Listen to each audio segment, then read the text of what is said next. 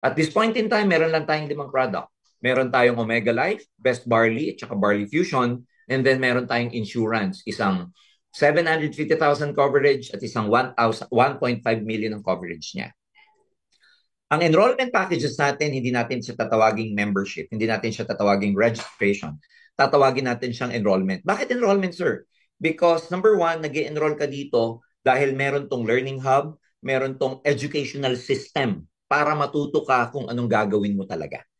Part nung binili mo is an educational system, learning hub, so that you can learn how to become an entrepreneur.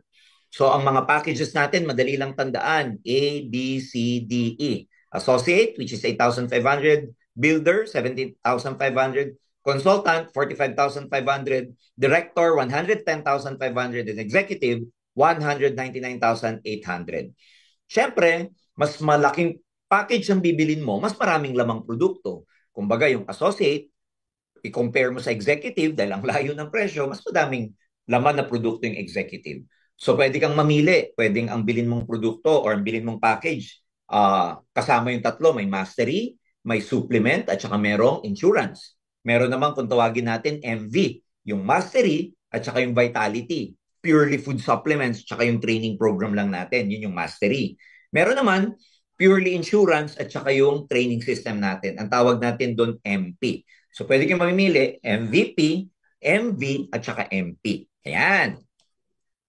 So, when you join, pag nakapili ka na kung anong enrollment, anong package ang gusto mong bilhin, meron tayong tinatawag na 3 accounts inside your membership or partners portal. Ano yon para sa mga bago? Ano ko lang ko, papasimplehan ko lang.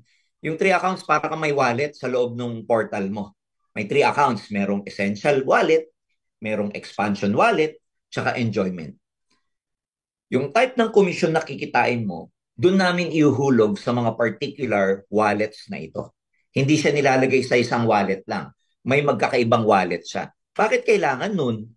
Kasi, alright, yung essential, dyan namin ilalagay yung commission mo na pwede mong gamitin sa pang-araw-araw na gastusin, katulad halimbawa ng pagkain, katulad ng supply sa bahay, katulad ng bills, katulad ng rent. Yung expansion naman, yan naman yung savings mo. Diyan naman pupunta yung mga gusto mong ipunin para in the future, pang-invest mo siya. Tapos meron tayong tinatawag na enjoyment account. Ang Ascendra kasi, meron tayong mga incentives, meron tayong mga kung ano-anong lifestyle program. Pwede kang mag-travel, pwede kang magkaroon ng perang pang-shopping, pwede kang magkaroon ng pera pambili mo ng kotse o house and lot. Lahat yan nasa enjoyment account. So pasisimplehan ko lang, bakit nagkakaroon ng financial problem ang daming Pilipino? Hindi sapat ang essential account. Hindi sapat yung kinikita sa pang-araw-araw. Pangalawa, walang sapat na emergency fund o kaya savings. Kaya minsan pag may nangyari, kinakain ng problema yung ating pera o na-save natin. And of course, iniuna ng karaming yung Pilipino yung enjoyment. So paano natin masusolve yan? Dito sa Ascendra, because we're not just an MLM company, we are a solution company. Ayan yan. Hindi sapat ang essential account. That's why dito sa Ascendra, palalakihin natin o dadagdagan natin ang cash flow nyo. Paano? When you enroll, tuturuan namin kayo paano ka magbenta o paano ka mag-form ng network mo. Paano ka magkaroon ng organization, paano ka magkaroon ng sales force.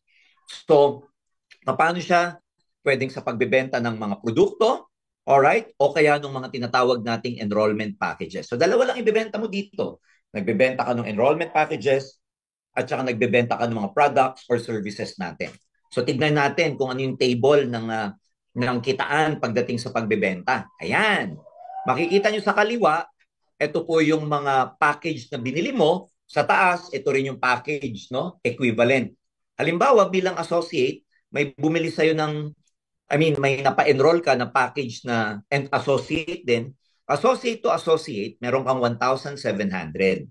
Bilang associate, meron kang napa-enroll na builder, bumili nung 17,500, meron kang 1,900 na direct referral.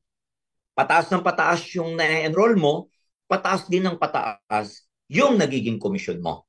So, ibig sabihin, ang commission mo, ang direct referral mo, depende sa package na binili mo. Depende sa enrollment package mo. Mas mura na enrollment package na binili mo, yung equivalent nun sa direct referral, mas maliit din. mas malaking enrollment package yung binili mo, mas malaki din yung magiging direct referral mo. For example, bilang executive, bumili ka ng enrollment package na worth 200,000. Pag mayroon kang napapay in, meron ka na-convince na mag-enrollment package din, guess what? Meron kang 40,000 pesos na direct referral. So I have good news for you because naka-promo tayo dahil since we understand a lot of people would want to join us para makaalagwa, kumita ka agad na maganda and everything. Alam nyo, pagdating po dito sa executive to executive, hindi po siya 40,000 ngayon. Naka-promo po kami kasi kung kukumputin nyo po yung 40,000, yung direct referral na yan, that is equivalent to 20% of 200,000. Kumbaga parang pag nakabenta ka ng enrollment package na 200,000, meron kang 20% as direct referral. 40,000 po yun. Ngayon naka-promo kami, hindi po 20% ngayon ang direct referral. 35% po ang direct referral sa executive. Kaya pag ikaw executive, may bumili sa'yo ng 200,000, nag-enroll ng 200,000 na package, hindi 40,000 ang commission mo, kundi 70,000 pesos.